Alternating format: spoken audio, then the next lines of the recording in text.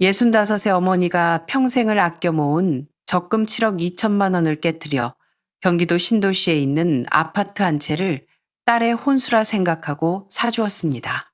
그녀는 보답 따위는 바라지 않았습니다. 그저 딸이 결혼 후에도 기죽지 않고 언제든 선택할 수 있고 물러설 수 있는 든든한 뒷배가 되어주길 바랐을 뿐입니다. 예비사위는 인테리어는 자신이 맡겠다며 호언장담했습니다. 어머니, 걱정 마세요. 제가 다 알아서 계획해뒀습니다. 라며 자신만만해했죠. 어머니는 그 말을 듣고도 내색하지 않았습니다. 그저 조용히 지켜볼 뿐이었습니다. 하지만 그날 자신이 돈을 대고 산 그 집에 들어선 순간 사위가 뱉은 한마디에 어머니는 그 자리에서 침묵했습니다. 방삭에 제가 다 배정해뒀습니다. 어머니는 문가에 서서 아무 말도 하지 않았습니다. 방 하나하나를 둘러보면서도 화를 내거나 따져 묻지 않았습니다. 그저 딱 한마디를 던졌을 뿐입니다. 하지만 그 짧은 한마디가 딸을 그 자리에서 돌아서게 만들었습니다. 이 결혼 안 하겠습니다. 어머니는 밥상을 엎지도 울고불고 소란을 피우지도 않았습니다. 그저 한 번의 깊은 침묵으로 사람의 속내를 꿰뚫어 보았던 것입니다. 과연 이 어머니는 무엇을 간파했던 걸까요? 그날의 집 구경, 그 안에는 어떤 꿍꿍이가 숨겨져 있었던 걸까요? 새벽 3시에 독백 채널에 오신 것을 환영합니다. 오늘 들려드릴 이야기는 겉보기에 완벽해 보였던 결혼 뒤에 숨겨진 진짜 의도를 가장 결정적인 순간에 알아챈 한 어머니의 지혜에 관한 것입니다. 그녀가 지켜낸 것은 단순히 아파트 한 채가 아니라 딸의 인생 그 자체였습니다. 광주의 겨울 햇살이 우리 집 작은 마당에 놓인 난초 화분. 세계 위로 비스듬히 내려앉았습니다. 잎사귀 끝으로 연두색 빛이 투명하게 비쳤습니다. 나는 창가 낡은 등나무 의자에 앉아 은행에서 날아온 명세서를 뒤적이며 머릿속으로 숫자를 셈하고 있었습니다. 65, 늙었다면 늙은 나이입니다. 하지만 아직 완전히 뒷방 노인에 취급받을 나이는 아니라고 생각합니다. 다만 이 나이가 되면 돈을 쓰는데도 전략이 필요합니다. 살 수 있느냐 없느냐가 아니라 그럴 가치가 있느냐 없느냐의 문제니까요. 이번 달 나는 내 노후 자금으로 묶어두었던 돈을 거의 다 털어 서울 근교 경기도의 한 구축 아파트 계약금을 치렀습니다. 6억 5천만 원. 취등록세와 법무사 비용까지 합치니 얼추 7억 2천만 원이 조금 넘더군요. 집 명의는 딸 지은이의 이름으로 했습니다. 아직 사돈될 사람 얼굴도 못 봤지만 딸을 위한 혼수라 생각하고 집부터 덜컥 사버린 겁니다. 주변 친구들은 다들 말렸습니다. 월자야, 요새 남자들이라고 다 처가 덕보려고 하는 줄 아냐? 네가 너무 앞서가면 오히려 남자 쪽에서 부담스러워 도망간다. 우리 시퍼네만은 딸도 번듯한 직장 다니는데 대출 끼고 사게 놔두지. 왜 네가 그렇게 급해? 하지만 내 속내는 달랐습니다. 내가 돈 자랑을 하려는 게 아닙니다. 세상이 여전히 여자에게 불공평하다는 걸 알기 때문입니다. 여자가 인생에서 물러설 곳, 즉 퇴로를 가지려면 친정이 먼저 나서서 울타리를 쳐주는 게 낫다는 걸 나는 압니다. 지은이는 33, 여의도의 증권사에서 자산관리사로 일합니다. 능력 없는 아이가 아닙니다. 연봉도 꽤 높죠. 하지만 서울과 수도권의 집값은 노력만으로 따라잡을 수 있는 게 아닙니다. 지은이가 이 3년 안 먹고 안 입으며 모은 돈이라야 고작 5천만 원 남짓입니다. 아파트 현관문도 못 살 돈이죠. 게다가 나는 내 딸을 잘 압니다. 입 밖으로 내진 않지만 마음속에 늘 불안한 응어리가 있다는 걸요. 만약 결혼 생활이 불행하면 나는 당장 떠날 수 있을까?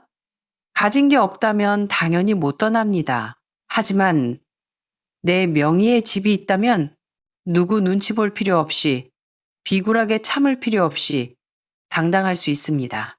물론 처음부터 집을 사줄 생각은 아니었습니다. 작년 말 지은이가 지금의 남자친구를 정식으로 데려왔을 때부터 진지하게 고민하기 시작했습니다. 그날 퇴근 후 저녁을 먹자며 나를 불러낸 지은이는 자리에 앉자마자 말했습니다. 엄마, 나 요즘 만나는 사람 있어. 결혼을 전제로 만나보고 싶은데 괜찮은지 한번 봐줄래? 알아들으나요? 담담한 말투였지만 어미된 눈에는 미세한 떨림이 보였습니다. 만나본다는 건 아직 100% 확신은 없지만 꽤 진지하다는 뜻이었습니다. 나는 묵묵히 밥을 먹으며 듣기만 했습니다. 이름은 최민석이고 고향은 부산이야. 지금은 판교에 있는 반도체 부품 회사에서 영업팀장으로 일해. 나보다 1살 어린 32이고 아버지는 10년 전에 돌아가셨고 홀어머니 밑에서 3남매가 자랐어. 민석 씨가 장남이야. 여기서 내 미간이 살짝 찌푸려졌습니다. 홀어머니의 3남매, 그리고 장남. 이게 무엇을 의미하는지 압니다. 경제적 압박, 끈끈하다 못해 질척거리는 가족 관계, 그리고 장남이 짊어져야 할 과도한 책임감. 지은이도 내 표정을 읽었는지 얼른 덧붙였습니다. 엄마가 걱정하는 그런 마마보이는 아니야. 책임감 강하고 생활력도 좋아. 사람 참 괜찮아. 나는 고개를 끄덕였습니다. 30 넘은 여자가 결혼을 결심할 땐 사랑만으로 하는 게 아닙니다. 그 사람에게서 느끼는 어떤 안정감이 있었겠죠. 하지만 그 안심이라는 두 글자가 종종 오해에서 비롯된다는 걸 나는 경험으로 압니다. 집에 돌아와 이틀 밤을 꼬박 세우며 부동산 시세와 대출 금리를 조회했습니다. 그리고 예전에 함께 교편을 잡았던 친구에게 조언을 구했습니다. 그 친구 아들이 일산에 집을 구해 결혼했거든요. 친구가 말했습니다. 월자야, 잘 생각해야 해. 요즘 젊은 애들 집 사는 거 포기한 애들 많아.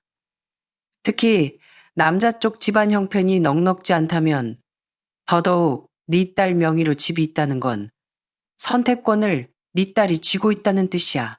그 말에 가슴이 쿵 하고 울렸습니다. 맞습니다. 결혼은 딸을 출가 외인으로 내보내는 게 아니라 머물지 떠날지를 스스로 결정할 수 있게 해주는 것입니다. 지은이가 어릴 때 넘어지면 씩씩하게 일어났지만 꼭 집 대문 앞에서 울음을 터뜨리던 기억이 났습니다. 집 안에는 자기를 안아줄 사람이 있다는 걸 알았기 때문이죠. 나는 딸이 인생에서 아무리 심하게 넘어져도 돌아와 쉴 수 있는 자기만의 집이 있기를 바랐습니다. 그래서 망설임 없이 공무원 연금과 적금을 깨서 지은 지 10년 된 23평 약 76묘짜리 아파트를 샀습니다. 지하철역에서 5분 거리, 근처에 대형 마트도 있는 좋은 위치였습니다. 딸의 미래를 위한 퇴로, 그 하나만 생각하고 3번이나 임장을 다녀온 뒤 결정했습니다. 잔금을 치르고 명예 이전을 마친 날, 중개사에게 빈집 사진을 찍어 보내달라고 해서 지은이에게 전송했습니다. 딸에게서 답장이 왔습니다. 엄마, 나 눈물 날 것 같아. 나는 답했습니다. 울긴 왜 울어. 너도 보태느라 고생했다. 이 집은 네 혼수가 아니라 네 목숨줄이다. 사실 이 집을 사느라 내가 80세 이후에 쓰려고 묻어둔 연금 저축까지 20%나 헐었다는 건 말하지 않았습니다. 후회는 없었지만 앞으로는 돈을 더 아껴 써야겠구나 하는 생각은 들더군요. 그날 밤 나는 가계부를 다시 정리하며 만약의 사태를 대비해 기록을 남기기 시작했습니다. 이 집이 누구의 것인지, 돈은 누가 얼마나 냈는지, 사람 이름 모르는 거니까요.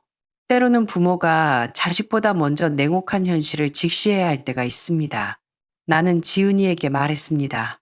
집수리 끝나면 그때 결혼 얘기 구체적으로 해라. 엄마가 줄 수 있는 건 다 줬으니 든든하게 생각해. 전화기 너머로 딸이 잠시 침묵하더니 잊을 수 없는 말을 했습니다. 엄마, 나 시집 가는 게 무서운 게 아니라 갈 곳이 없을까봐 무서웠어. 근데 이제 생겼네. 전화를 끊고 마당에 나가 난초에 물을 주었습니다. 햇살이 참 좋았습니다. 그날 오후 나는 평소보다 일찍 마당을 쓸고 낡은 대문을 닦았습니다. 누군가에게 잘 보이려는 게 아니라 내 마음을 정돈하고 싶어서였습니다. 예비사위를 처음 만나는 자리, 어른으로서의 품위는 지켜야 했으니까요.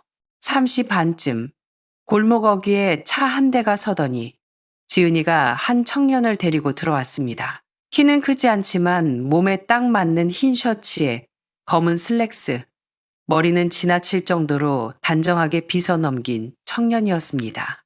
손에는 과일 바구니와 고급 안동소주 한 병이 들려 있었습니다. 장모님, 아니, 어머니 안녕하세요. 처음 뵙겠습니다. 빈손으로 오기 뭐해서. 약소하지만 준비했습니다. 나는 고개를 끄덕이며 받았습니다. 그래, 자네 어머니 교육이 바르시군. 들어오게. 냉장고에 과일을 넣으며 마음속으로 점수를 매기기 시작했습니다. 이 청년을 내 딸의 가족이라는 칸에 넣어도 될지 말이죠. 성은 최 씨, 이름은 민석, 32, 지은이보다 1살 연하. 그는 자신의 업무를 설명하면서 힐끔힐끔 지은이를 쳐다보았습니다. 나는 당신에게 집중하고 있지만 내 여자도 챙기고 있다는 식의 태도였습니다. 평소 잘 웃지 않는 지은이가 그 모습을 보며 입꼬리를 살짝 올리는 걸 보니 꽤나 좋아하는 모양이었습니다. 저녁은 내가 직접 준비한 삼계탕과 갈비찜, 잡채였습니다. 나는 굳이 까다로운 요리로 시험하려 들지 않았습니다. 평범한 식사 자리에서 그 사람의 본성이 더 잘 보이는 법이니까요. 그는 예의 바르게 먹으면서도 말을 아끼지 않았습니다. 어머님, 국물 맛이 정말 끝내주네요. 저희 어머니가 해주시는 맛이랑 비슷해서 놀랐습니다. 나는 그 말에 대꾸하지 않고 마음속 장부에 한 줄을 적어 넣었습니다. 어머니와의 비교. 식사 도중 내가 물었습니다. 민석군, 본가는 부산 어디인가? 네, 해운대 쪽은 아니고요. 그냥 오래된 주택가입니다. 방 3개짜리 빌라에서 어머니랑 동생들이랑 다 같이 살고 있습니다. 아버지가 일찍 돌아가셔서 어머니 혼자 고생하셨죠. 우린 셋이 똘똘 뭉쳐서 컸습니다. 동생들은? 여동생은 서울대 대학원 다니고 남동생은 건국대 법대 들어갔습니다. 어머니는 지금 아파트 미화원으로 일하시는데 4대 보험도 되고 해서 크게 걱정은 안 합니다. 나는 더 묻지 않았지만 이 정보들이 머릿속에서 착착 정리되었습니다. 아직 빈곤선을 완전히 넘지 못한 가정, 성인 자녀 셋의 뒷바라지. 이건 곧 장남인 그에게 쏠릴 경제적, 심리적 부담을 뜻했습니다. 식사가 끝나자 지은이가 설거지를 하겠다고 나섰습니다. 최민석은 따라 들어가지 않고 거실에 앉아 자세를 고쳐 잡더군요. 뭔가 할 말이 있는 눈치였습니다. 어머님, 사실 저도 적은 나이는 아닙니다. 지은이 만나고 나서 안정된 가정을 꾸리는 게 얼마나 중요한지 깨달았습니다. 나는 웃으며 묵묵히 들었습니다. 저희 어머니가 참 정이 많고 옛날 분이세요. 나중에 결혼하면 두 집안이 자주 왕래했으면 좋겠습니다. 어머니가 부산 음식을 참 잘하시는데 나중에 올라오시면 꼭 대접하고 싶다고 하셨어요. 그렇군. 말은 참 따뜻하고 살갑게 들렸습니다. 하지만 내 마음 한구석에 가시 하나가 박힌 듯 불편했습니다. 두 집안이 자주 왕래한다는 말. 뒤집어 보면 우리 식구들이 당신네 삶에 수시로 드나들겠다는 뜻이 될 수도 있으니까요. 나는 차를 한 모금 마시며 짐짓 모른 척 한마디 덧붙였습니다. 자네 어머니가 혼자 계시면 적적하실 텐데 나중에 부담되진 않겠나? 그 순간 찰나의 망설임도 없이 그가 대답했습니다. 아, 그건 이미 이야기된 부분입니다. 결혼해도 모시고 살기로 했거든요. 저희 삼남매가 돌아가면서 효도하기로 했습니다. 순간 혀끝에서 차맛이 느껴지지 않았습니다. 그는 그 말을 너무나 당연하게 마치 함께 사는 것이 이미 정해진 대본인 것처럼 말했습니다. 지은이의 동의를 구했는지, 집은 어떻게 할 것인지, 처가의 입장은 어떤지 따위는 고려 대상이 아니라는 듯 했죠. 나는 즉각 반응하지 않았습니다. 하지만 그때 내 안에 경보기가 울리기 시작했습니다. 그가 틀린 말을 해서가 아닙니다. 너무나 자연스럽게 우리 집의 자원지비에 자신의 계획을 덮어씌우려 한다는 느낌을 받았기 때문입니다. 지은이가 부엌에서 나오며 물었습니다. 엄마, 차도 필요해? 나는 고개를 저었습니다. 최민석은 창밖의 개수나무를 보며 말했습니다. 이런 마당 있는 집 정말 좋네요. 나중에 여기서 강아지 키우면 딱이겠어요. 나는 속으로 중얼거렸습니다. 네가 강아지를 키우는 게 아니라 내 딸이 너를 키우게 될까봐 그게 걱정이다. 그날 밤 그가 돌아가고 문을 잠그면서 나는 생각했습니다. 서둘 것 없다. 내가 집을 산 건 딸에게 퇴로를 주기 위함이지 내 놈에게 사당을 지어주려는 게 아니다. 마지막 안에 이런 안에 진명의 이전이 끝나고 며칠 뒤 지은이가 말했습니다. 엄마, 민석 씨가 인테리어는 자기가 알아서 하겠대. 자기가 한다니? 회사 일도 바쁘다며? 그런데 자기도 결혼하는데 뭐라도 보태고 싶대. 엄마가 집값 다 냈는데 수리까지 하게 할 순 없다고. 자기 친구 중에 인테리어 하는 사람이 있어서 싸게 할 수 있대. 예산은 3천만 원 정도로 잡았어. 나는 영수증을 정리하다 말고 딸을 쳐다봤습니다. 3천만 원으로 그 집 전체를? 화장실, 부엌, 도배장 판다? 친구라서 거의 원가에 해준대. 나는 당장 반대하진 않았지만 의구심이 들었습니다. 하지만 사위 될 사람이 성의를 보인다는데 무조건 막을 수도 없었죠. 그래. 그럼 그렇게 하라고 해. 대신 돈 쓰는 건 명확해야 한다. 견적서랑 진행 상황 사진 매주 보내라고 해. 그래야 나도 안심하니까. 최민석은 흔쾌히 알겠다고 했습니다. 어머님, 당연하죠. 제가 엑셀로 정리해서 매주 보고 드리겠습니다. 우리 이제 한 팀이잖아요. 그의 한 팀이라는 말이 묘하게 거슬렸지만 나는 인테리어 비용 지급 원칙을 세웠습니다. 한 번에 1령만 원씩 공사 진행 확인 후 다음 돈 입금. 하지만 약속은 지켜지지 않았습니다. 2주가 지나도록 견적서도 사진도 오지 않았습니다. 지은이에게 물어보면 철거 시작했대. 바빠서 사진을 못 찍었대. 라는 말만 돌아왔습니다.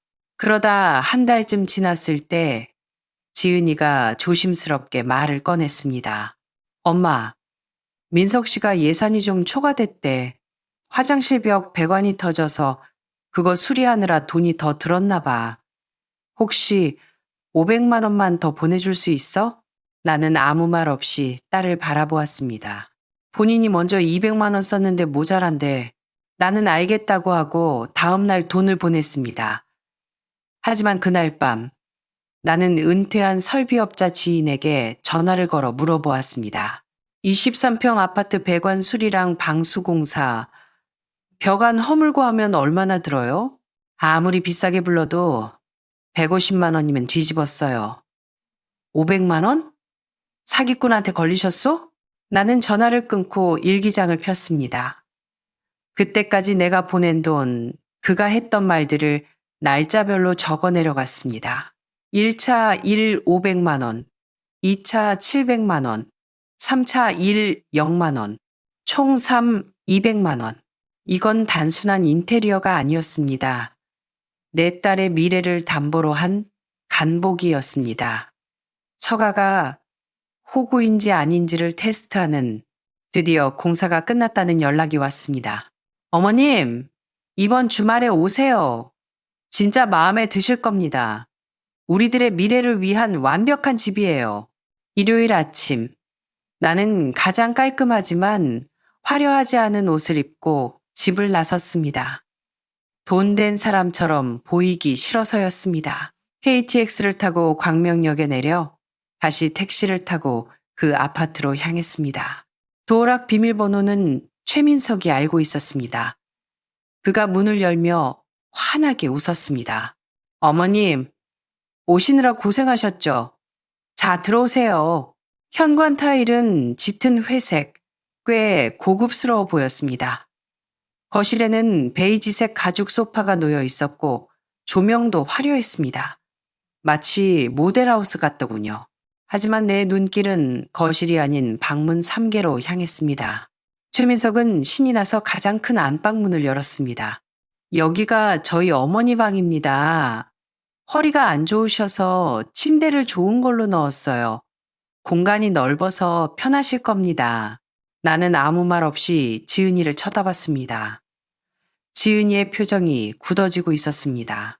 그리고 이쪽 방은 제 여동생 방입니다. 논문 준비하느라 조용한 방이 필요해서 책상도 좋은 걸로 넣었고요. 여기는 남동생 방.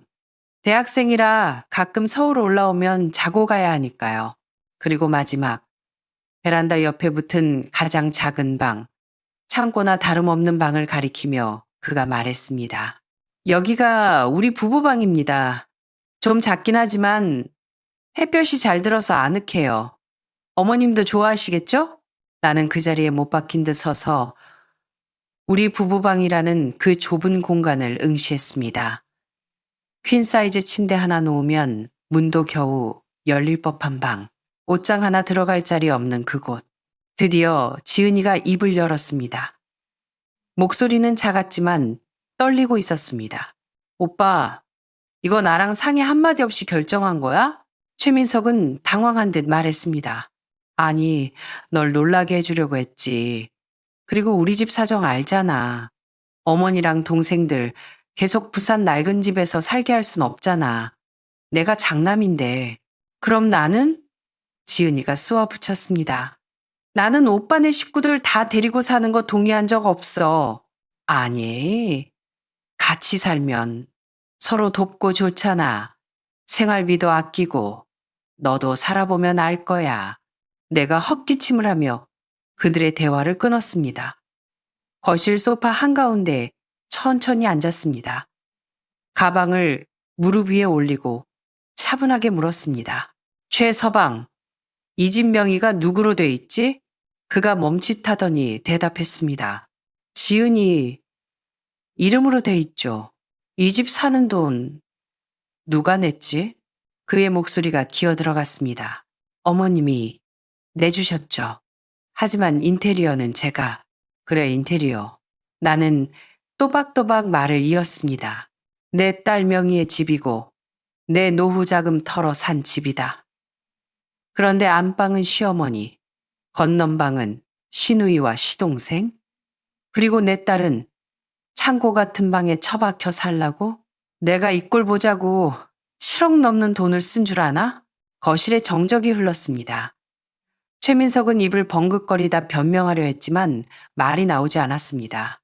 우리 처가 식구들은 나중에 내 딸 집에 와서 차 한 잔 마시려면 번호표 뽑고 예약하고 와야겠군. 그래? 오누스를. 나는 자리에서 일어났습니다. 민석군, 인테리어는 참 예쁘게 잘했네. 수고했어. 나중에 자네 식구들 다 데리고 나가서 살 집 생기면 그때 다시 초대해주게. 나는 현관을 향해 걸어갔습니다. 지은아, 가자. 다음 날 아침 일찍 초인종이 울렸습니다. 최민석이었습니다. 손에는 롤케이크 상자가 들려 있었습니다. 어머님, 어제는 제가 설명을 잘 못 드려서 오해가 있었던 것 같습니다. 나는 문을 열어주고 식탁에 앉혔습니다. 차를 따르지도 않았습니다. 지은이는 방에서 나와 그를 보고도 인사조차 하지 않고 내 옆에 앉았습니다. 최민석이 억울하다는 듯 말했습니다. 저희 어머니가 평생 고생만 하셨어요. 아들이 서울에 집 생기는데 당연히 모셔야 한다고 생각했습니다. 우리는 가족이잖아요. 감정적으로 생각해 주시면 안 됩니까? 누가 말했다. 내가 입을 열었습니다. 가족? 그래. 가족 좋지. 근데 왜 너희 가족의 화목함을 남의 집 기둥 뽑아서 세우려 하느냐? 어머님, 말씀이 너무 지나치십니다. 지나쳐? 너는 내 딸에게 물어보지도 않고 방 배정을 다 끝내놓고 통보했다. 그게 내 딸을, 그리고 돈을 댄 나를 존중하는 태도냐? 너는 내 딸을 아내가 아니라 너희 식구들 얹혀 살 무료 숙박권으로 본 거야. 지은이가 덧붙였습니다. 오빠, 솔직히 말해. 인테리어 비용 3천만 원. 오빠 돈 아니지? 어제 소파 보니까 오빠네 어머니가 쓰시던 브랜드더라. 가전제품도 다 어머니 취향이고 내 취향은 하나도 없어. 이게 신혼집이야. 아니면 오빠네 본가 이사야? 최민석의 얼굴이 불그락 푸르락해졌습니다. 야, 너 말이 너무 심한 거 아니야? 내가 널 위해서 얼마나... 그만. 내가 장부를 탁자 위에 던졌습니다. 지금까지 보낸 인테리어 비용삼 250만 원. 내역서, 영수증, 시공사, 계약서 하나도 없더구나. 이거 다 가져와라. 안 그러면 횡령으로 고소하겠다. 어머님, 우리가 남입니까? 너무 계산적이시네요. 남이지. 아직 결혼도장 안 찍었으니 법적으로 완벽한 남이다. 그리고 너처럼 계산적인 놈한테는 나도 계산으로 맞서야지. 그는 아무 말도 못하고 돌아갔습니다. 그가 나간 뒤 지은이가 말했습니다. 엄마, 나 결혼 안 해. 나는 고개를 끄덕였습니다. 그래, 잘 생각했다. 이후 최민석과 그의 가족들은 끈질기게 연락해 왔습니다. 그의 어머니라는 사람은 젊은 애들이 싸울 수도 있지 어른이 말려야지 부추기면 됩니까? 라며 따졌고 이모라는 사람은 우리 민석이 같은 착한 애 놓치면 후회한다며 협박 반 회유 반으로 나왔습니다. 나는 모든 번호를 차단했습니다. 며칠 뒤 최민석의 어머니가 정식으로 만나자고 문자를 보냈습니다. 제가 서울 올라가겠습니다. 밥 한 끼 하시죠. 오해 풀고 싶습니다. 나는 좋다고 했습니다. 서울역 근처 한정식 집에서 만났습니다. 그녀는 곱게 차려입고 나왔지만 눈빛에는 도끼가 서려 있었습니다. 사돈어른, 아니 장 여사님, 집에 오신 건 감사합니다. 근데 우리 민석이가 인테리어 하느라 고생한 공도 생각해 주셔야죠. 헤어지더라도 위자료나 보상은 해주셔야 하는 거 아닙니까? 나는 웃으며 가방에서 서류 봉투를 꺼냈습니다. 위자료요? 좋죠. 여기 변호사 자문구에서 작성한 내역서입니다. 제 딸 명의 집을 무단으로 점거하고 공사 진행한 것에 대한 원상복구 청구서, 그리고 인테리어 비용 횡령 의혹에 대한 소명 요구서입니다. 이거 해결되시면 그때 위자료 얘기하시죠. 그녀의 얼굴이 사색이 되었습니다. 그리고 오늘 밥값은 제가 냅니다. 이걸로 우리 악연은 끝냅시다. 내 딸은 당신네 가족의 노후 대책이 아닙니다. 나는 계산서만 들고 일어났습니다. 그로부터 몇 달 후 나는 딸과 함께 그 집에 갔습니다. 텅 빈 집. 최민석이 해놓은 가구들은 다 뺐습니다. 지은이가 베란다 창가에 앉아 말했습니다. 엄마, 나 이 집 전세 줄 거야. 그래? 안 들어와 살고? 지금은 들어가기 싫어. 대신 월세 받아서 내 용돈하고 더 열심히 돈 모을래. 나중에 정말 내가 준비됐을 때 그때 들어올게. 나는 딸의 어깨를 감싸주었습니다. 그래, 집은 도망가지 않는다. 언제든 네가 힘들 때 돌아올 수 있는 곳. 그게 집이다. 아란주의. 네. 나는 요즘 구청문화센터에서 중년의 경제학이라는 강의를 합니다. 수강생들에게 늘 말합니다. 자식에게 가장 큰 선물은 돈 뭉치가 아닙니다. 자식이 벼랑 끝에 몰렸을 때 비굴해지지 않고 당당하게 아니요 라고 말할 수 있는 힘, 바로 돌아올 수 있는 퇴로를 만들어주는 겁니다. 강의가 끝나고 나오는데 버스 정류장에 낯익은 얼굴이 보였습니다. 최민석이었습니다. 낡은 점퍼를 입고 피곤에 찌든 얼굴로 멍하니 앉아 있었습니다. 나를 보더니 황급히 고개를 숙이더군요. 나는 모른 척 지나갔습니다. 그에게 내 딸은 사랑하는 사람이 아니라 고단한 자기 인생을 떠받쳐줄 튼튼한 기둥이었을 겁니다. 그 기둥이 사라지자 그는 다시 무거운 짐을 혼자 지게 된 것이죠. 집은 그 자리에 있습니다. 내 딸도 그 자리에 있습니다. 하지만 이제 내 딸은 압니다. 문을 열어줄지 말지는 오직 집주인인 자신만이 결정할 수 있다는 것을요. 여러분이라면 이런 상황에서 어떻게 하시겠습니까? 사랑이라는 이름으로 포장된 희생을 강요받을 때 과연 냉정하게 끊어낼 수 있을까요? 여러분의 생각과 경험을 댓글로 남겨주세요. 구독과 좋아요는 더 좋은 이야기를 만드는 힘이 됩니다. 감사합니다. 그리고 바닥에 놓인 고기 그릇을 가리키며 소리쳤습니다. 임지은, 똑바로 말해라. 저 고기에 뭘 넣었니? 지은이 얼굴이 백지장처럼 하얘졌습니다. 어머니 무슨 말씀이세요? 저는 그냥 영양제 좀 뿌려준 건데. 녀석은 민석이 뒤로 숨으며 울먹였습니다. 연기 집어치워! 제가 소리쳤습니다. 내 방에 카메라 설치해뒀다. 네가 약 갈아서 국에 넣고 고기에 가루 뿌리는 거 다 찍혔어. 저는 휴대폰 화면을 그들 눈앞에 들이밀었습니다. 지은이가 주머니에서 약 봉투를 꺼내 뿌리는 장면이 선명하게 재생되고 있었습니다. 민석이는 멍하니 화면을 보다가 뒤에 있는 아내를 쳐다봤습니다. 지은이는 마지막 발악을 했습니다. 달려들어 제 폰을 뺏으려 하며 소리 질렀습니다. 어머니, 집안에 감시 카메라라니요? 이건 불법이에요. 사생활 침해라고요. 민석이도 혼란스러움에 엉뚱한 화풀이를 했습니다.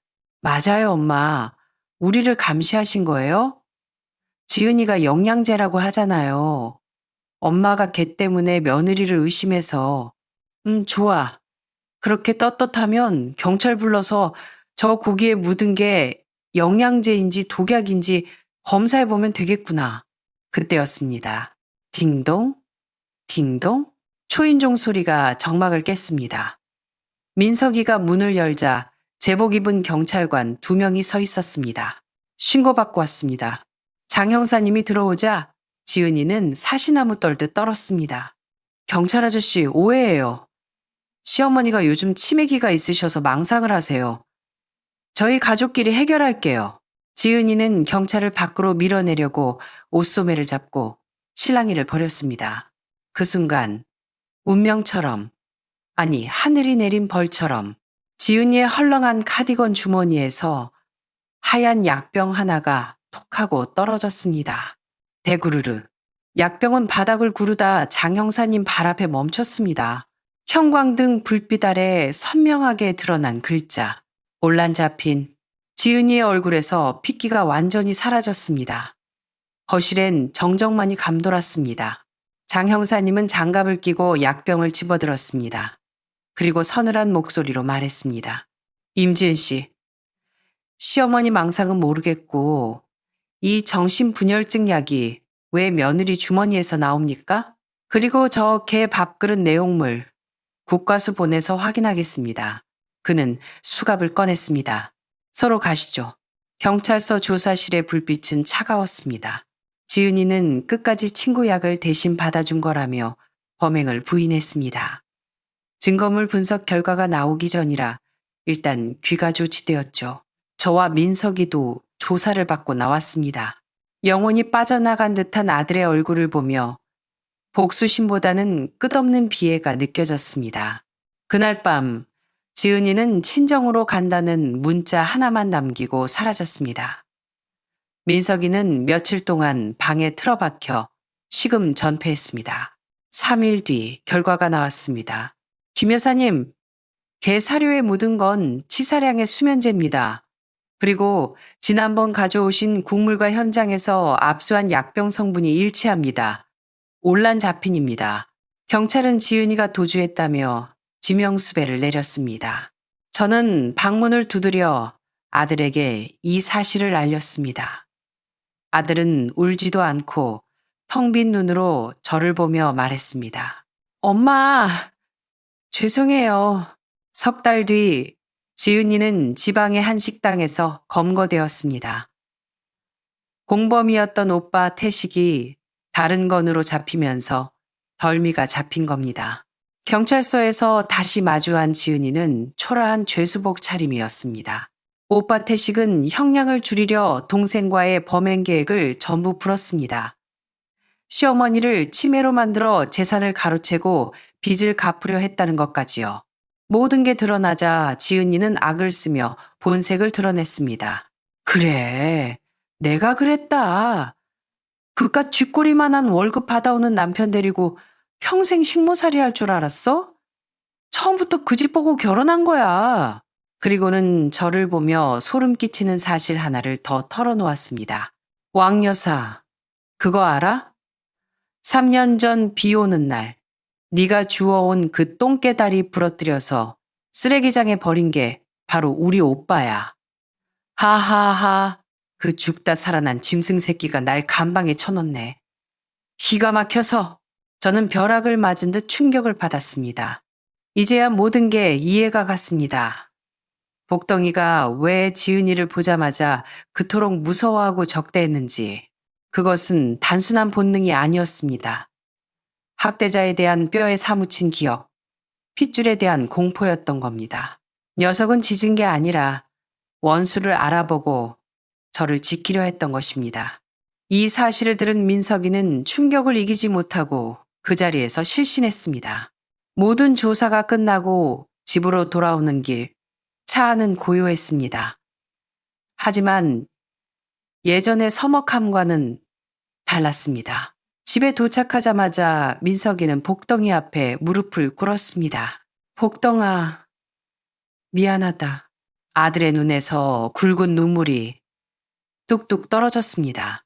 내가 멍청해서 너도 죽일 뻔하고 엄마도 못 지킬 뻔했어. 미안하다 정말. 민석이가 손을 내밀자 복덩이는 잠시 주저하더니 다가가 아들의 손등을 핥아주었습니다. 그 모습을 보며 저도 참았던 눈물을 터뜨렸습니다. 비로소 제 아들이 철이 들었다는 걸 느꼈습니다. 지은이와 그 오빠는 법의 심판을 받았습니다. 아들은 이혼 소송을 내고 살던 집과 차를 처분해 그 돈의 절반을 지은 이 부모님께 드렸습니다. 부모님은 죄가 없으시니까 이게 마지막 돌이라면서요. 이제 우리 집은 다시 평화를 되찾았습니다. 민석이는 회식을 줄이고 매일 정시에 퇴근해 서툰 솜씨로 저녁을 차립니다. 설거지는 여전히 엉망이지만 저는 그 뒷모습이 그렇게 든든할 수가 없습니다. 가장 큰 변화는 복덩이입니다. 악연이 사라지자 녀석은 3년 묵은 경계심을 완전히 내려놓았습니다. 이제는 거실 한복판에 배를 까고 누워 차차 떨어지기도 합니다. 어느 날 우편 배달부가 왔을 때 베란다에 있던 복덩이가 꼬리를 흔들며 멍, 멍 하고 짖었습니다. 그 소리가 얼마나 우렁차고 경쾌하던지 저와 민석이는 마주보고 웃음을 터뜨렸습니다. 녀석은 못 짖는 게 아니었습니다. 그동안 저를 지키기 위해 온 신경을 곤두세우느라 행복하게 짖을 여유가 없었던 것뿐입니다. 따스한 햇살 아래 공원을 산책하며 저는 생각합니다. 3년 전 죽어가던 생명을 구한 제 작은 선행이 결국 돌고 돌아 제 목숨을 구했습니다. 이것은 단순한 인과응보를 넘어 기억과 수호에 관한 기적 같은 이야기입니다. 엄마, 민석이가 말했습니다. 전 우리가 복덩이를 키운다고 생각했는데 알고 보니 복덩이가 우리를 지켜주고 있었네요. 저는 웃으며 고개를 끄덕였습니다.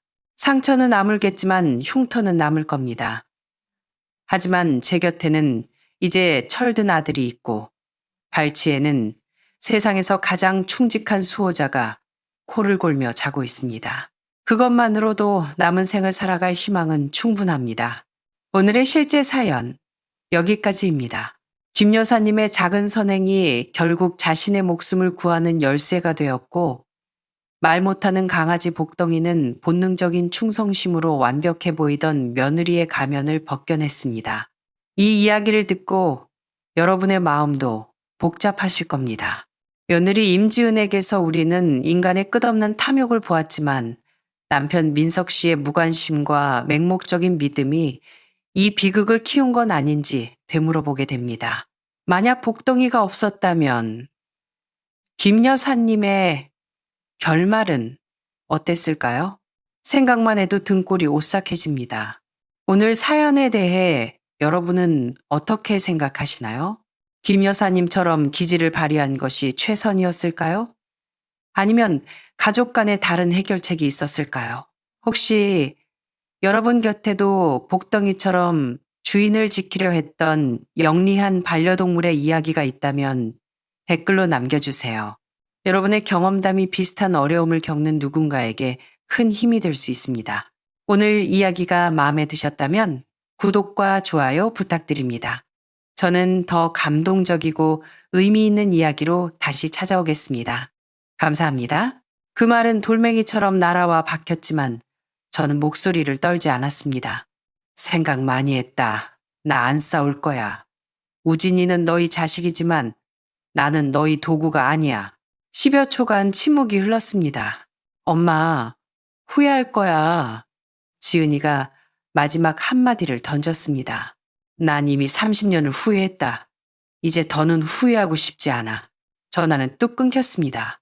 휴대폰을 탁자에 내려놓고 깊게 심호흡을 했습니다. 그제야 등 뒤가 식은땀으로 흠뻑 젖은 게 느껴졌습니다. 귀국날 새벽, 저는 휴대폰 CCTV 앱으로 그들을 지켜보고 있었습니다. 새벽 4시 56분. 아직 동이 트지 않은 어스름한 시간. 가로등 불빛이 대문 앞을 비추고 있었습니다. 그림자 2개가 길게 늘어졌습니다. 캐리어를 끄는 남자, 그리고 담요를 뒤집어 쓴 아이를 안고 있는 여자. 입모양을 보니 뭔가 투덜거리는 것 같았습니다. 일본에서 막 돌아온 차림새는 꼬질꼬질했습니다.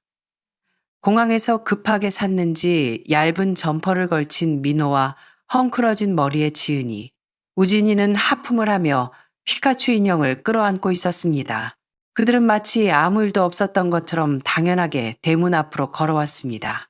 민호가 열쇠를 꺼내 구멍에 꽂으려 했습니다. 들어가지 않았습니다. 다시 돌려보고 힘을 줘봐도 소용없었죠. 민호가 지은이를 돌아보며 말하는 게 보였습니다. 야, 장모님, 진짜 자물쇠 바꿨나 봐. 지은이 얼굴이 흑빛이 되었습니다. 말도 안 돼. 엄마가 그럴 깡이 어딨어. 민호가 문에 붙은 종이를 발견했습니다. 사유지, 외부인 출입 금지, 그리고 그 밑에 제가 써붙인 7글자. 여기는 너희 집이 아니다. 저는 침대에 걸터 앉아 그 작은 화면을 응시했습니다. 아무 말도 나오지 않았습니다. 화면 속 지은이가 갑자기 문고리를 잡고 거칠게 흔들기 시작했습니다. 엄마, 문 열어. 이게 무슨 짓이야? 우진이 놀라잖아. 엄마! 아이가 놀라 울음을 터뜨렸습니다. 할머니, 할머니, 문 열어줘요. 눈을 감았습니다. 가슴이 칼로 베이는 듯 아팠습니다. 민호가 문틈을 살피더니 욕설을 뱉었습니다. 와, 진짜 바꿨네. 노인네 진짜 돌았나? 그리고 그들은 옆에 쌓인 종이 상자들을 발견했습니다. 며칠 전부터 쌓아둔 13개의 상자. 비닐로 덮어두고 팻말까지 세워둔 그 상자들. 가져가지 않으면 폐기함. 민호가 비닐을 걷어내며 소리쳤습니다. 이게 다 뭐야? 미친 거 아냐? 자기 딸을 이렇게 내쫓아? 지은이는 얼굴이 하얗게 질려 입술을 깨물고 있었습니다. 마치 사람들 앞에서 따기를 맞은 표정이었습니다. 그녀가 휴대폰을 꺼내 전화를 걸었습니다. 첫 번째는 받지 않았습니다. 두 번째도 받지 않았습니다. 세 번째 전화가 울릴 때 통화 버튼을 눌렀습니다.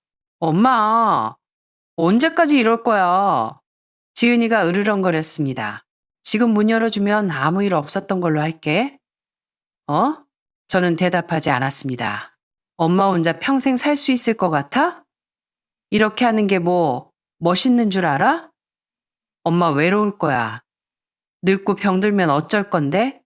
그때 가서 후회하지 마. 저는 작게 한숨을 쉬었습니다. 지금 아주 조용하고 좋다.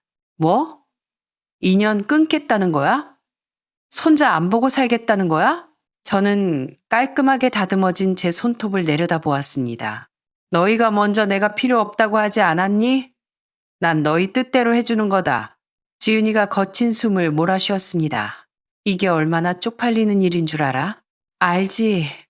제가 속삭였습니다. 근데 이렇게 하니까 내 속이 훨씬 깨끗하다. 5초간 정적이 흘렀습니다.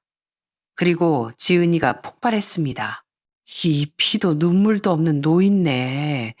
진짜 미쳤어. 동네 사람들이 다 욕해. 이런 엄마도 내가 창피해 죽겠어. 저는 음소거 버튼을 누르고 전화기를 주머니에 넣었습니다. 밖에서 문 두드리는 소리, 우진이의 울음소리가 들려왔지만 더 이상 쳐다보지 않았습니다. 부엌으로 가서 시금치를 다듬었습니다. 찬물에 씻어 끓는 물에 데쳤습니다. 밥솥에서는 증기가 칙칙폭폭 소리를 내며 올라왔습니다. 해가 떠오르고 싱크대 위로 햇살이 쏟아졌습니다. 문 밖의 세상은 이제 저와 상관없었습니다. 그들이 문을 부수고 들어올 리 없다는 걸 압니다. 그럴 배짱도 없는 아이들이니까요. 그날 하루 종일 그들은 집 앞을 떠나지 않았습니다. CCTV로 보니 민호는 상자 위에 앉아 담배를 피우고 지은이는 신경질적으로 전화를 걸어대고 있었습니다. 우진이는 쭈그리고 앉아 가끔 창문을 올려다 보았습니다. 할머니가 나오길 기다리는 눈치였습니다. 저는 나가지 않았습니다. 부엌에 앉아 아주 천천히 시금치를 무쳤습니다. 한 줄기 한 줄기 마치 마음의 찌꺼기를 씻어내듯이 오후 3시 반 카톡이 왔습니다. 임지은, 언제까지 장난칠 거야? 답장하지 않았습니다. 5분 뒤, 임지은, 우리 쫓아내고 이겼다고 생각하지. 엄마 진짜 늙어서 아무도 안 찾아가면 어쩌려고 그래. 여전히 답하지 않고 베란다로 가서 빨래를 널었습니다. 바람이 불어 빨래가 펄럭이는 소리가 박수 소리처럼 들렸습니다. 오후 4시쯤 음성 메시지가 왔습니다. 목소리가 많이 죽어 있었고 끝이 떨렸습니다. 엄마, 도대체 왜 그래? 나 이제 40 넘었어. 이렇게까지 망신 줘야 해? 옛날엔 안 그랬잖아. 옛날엔 다 내 편이었잖아. 우진이 생각은 안 해? 걔가 할머니를 어떻게 기억하겠어? 자기를 쫓아낸 할머니로 기억하면 좋겠어? 손가락이 멈칫했지만 다음 메시지를 듣기 위해 참았습니다. 지은이의 말투가 변했습니다. 날선 가시가 사라지고 얼음이 녹듯 무너져 내렸습니다. 엄마, 제발, 우리 갈 데가 없어. 어제 모텔에서 잤는데 우진이 계속 울고 나도 한숨도 못 잤어. 진짜 너무 힘들어. 그냥 들어가서 씻고 밥만 먹게 해주라. 응? 엄마가 그랬잖아. 집에 언제든 내 밥그릇 있다고. 창가에 앉아 눈물을 흘렸습니다. 하지만 소리는 내지 않았습니다. 그날 밤 집은 무서울 정도로 고요했습니다. 풀벌레 소리, 멀리 지나가는 오토바이 소리까지 생생하게 들렸습니다. 새벽 2시. 저는 드디어 답장을 보냈습니다. 짐 상자는 가져가라. 하지만 문은 안 연다. 1분도 안 되어 답장이 왔습니다. 임지은, 엄마 아직 화 안 풀린 거 알아. 그럼 조건을 말해봐. 우리가 다 들을게. 이번엔 진짜 우리가 잘못했어. 저는 읽고 답하지 않았습니다. 다음 날 아침, 문 앞의 상자들이 사라졌습니다. CCTV를 돌려보니 새벽 6시에 택시 한 대를 불러 짐을 싣고 떠났더군요. 민호는 짐을 실으며 욕을 해댔고 지은이는 아무 말도 없었습니다. 우진이는 비몽사몽 엄마 등에 엎여 있었습니다. 택시에 타기 전 지은이가 집을 한번 돌아보았습니다. 분노도 원망도 아닌 그저 지친 눈빛이었습니다. 저는 화면을 끄고 방으로 돌아와 아침을 준비했습니다. 계란 2개를 삶고 맑은 국을 끓이고 장아찌를 꺼내 식탁에 앉았습니다. 점심때 우체부 아저씨가 편지 한 통을 주고 갔습니다. 익숙하지만 삐뚤빼뚤한 글씨, 지은이었습니다. 엄마에게. 엄마가 지금 나를 얼마나 미워하는지 알아. 내가 자초한 일이지. 며칠 동안 생각 많이 했어. 엄마가 해준 밥, 집, 돈. 다 당연한 건 줄 알았어. 그런데 이제야 깨달았어. 나는 한 번도 엄마한테 엄마 힘들지 않아? 라고 물어본 적이 없다는 걸. 미안해. 당장 용서해달라고는 안 할게. 당장 다시 받아줄 거라고 기대도 안 해. 그냥 우진이가 할머니가 나버렸어? 라고 물을 때 가슴이 찢어졌다는 것만 알아줘. 엄마, 나중에라도 마음 풀리면 밥 한 끼라도 같이 먹게 해줘. 우진이가 좋아할 거야. 엄마 건강 챙겨. 지은 올림. 편지를 접어 서랍에 넣었습니다. 아무 말도 하지 않았습니다. 눈물바다가 되지도 않았고 당장 그들을 찾아 뛰쳐나가지도 않았습니다. 그저 소파에 앉아 천장을 바라보았습니다. 폭풍우는 지나갔지만 남은 건 화해가 아니라 거리였습니다. 그들이 밉지 않습니다. 하지만 다시는 문을 활짝 열어주지 않을 겁니다. 저는 이제부터 거리를 두고 그들을 사랑하기로 했습니다. 저녁 식사 때 이웃 최 여사가 문을 두드렸습니다. 독서 모임 하는데 같이 갈래? 저는 웃으며 말했습니다. 머리 좀 감고 나갈게. 오늘 마침 시간이 나네. 누군가가 저를 필요로 해서가 아니라 제가 시간이 나서 나가는 건 정말 오랜만이었습니다. 집은 드디어 고요하고 넓어졌습니다. 거실 가구 배치를 새로 했습니다. 손주 장난감이 쌓여있던 곳에 1인용 책상과 황동 스탠드를 놓았습니다. 일담한 소설책과 돋보기도 올려두었습니다. 부엌엔 제가 좋아하는 반찬들만 채웠습니다. 두부, 콩나물, 볶은 김치. 냉동실엔 제가 먹을 1인분, 국거리만 소분해 넣었습니다. 누구를 위해 준비하지 않고 누구를 기다리지 않는 삶. 매일 아침 창문을 열고 환기를 시키며 라디오를 듣습니다. 가끔은 동네 빵집에 가서 창가 자리에 앉아 지나가는 사람들을 구경합니다. 사장님이 저를 알아보고 임 여사님 오늘 혈색 좋으시네요 하며 덤을 주기도 합니다. 오후에는 최 여사와 문화센터 일본어반에 다닙니다. 나중에 혼자 벚꽃 보러 일본 가려고요. 이웃들과 함께하는 요리 모임에도 나갑니다. 어느 날 술 한 잔 걸친 이웃이 말했습니다. 임 여사 요즘 달라졌어. 걷는 폼이 당당해졌어. 저는 얼굴을 붉혔지만 속으론 뭉클했습니다. 젊어진 게 아니라 드디어 허리를 펴고 선 기분입니다. 어느 날 저녁 베란다에 앉아 있는데 골목 어귀로 자전거 한 대가 들어왔습니다. 지은이었습니다. 제가 예전에 사준 중고 자전거. 뒷자리엔 우진이가 없었습니다. 그녀는 건너편에 멈춰서서 초인종도 누르지 않고 가까이 오지도 않은 채 그저 제 쪽을 바라보고 서 있었습니다. 저도 일어나지 않았습니다. 내려가지도 않았습니다. 그저 빈 골목을 사이에 두고 서로를 바라보았습니다. 사과하러 온 것 같지도 싸우러 온 것 같지도 않았습니다. 그저 제가 거기 있는지 확인하러 온 것 같았습니다. 몇 초 뒤 지은이는 고개를 꾸벅 숙이더니 자전거를 돌려 사라졌습니다. 손을 흔들지도 슬퍼하지도 않았습니다. 저는 고개를 돌려 베란다에 핀 난초를 보았습니다. 최 여사가 준 것인데 보라색 꽃이 활짝 피어 있었습니다. 사람들은 노년이 집으로 돌아가는 길귀류라고 합니다. 하지만 저는 이제야 알았습니다. 모든 사람이 돌아갈 집을 찾는 건 아니라고요. 하지만 저는 찾았습니다. 저만의 집을요. 단순히 이 2층 집이 아니라 더 이상 비굴하지 않고 버림받을까 두려워하지 않으며 모든 것에 예스라고 하지 않는 저 자신이라는 집을 말입니다. 돌이켜보면 저항하고 싶었던 적이 없었던 건 아닙니다.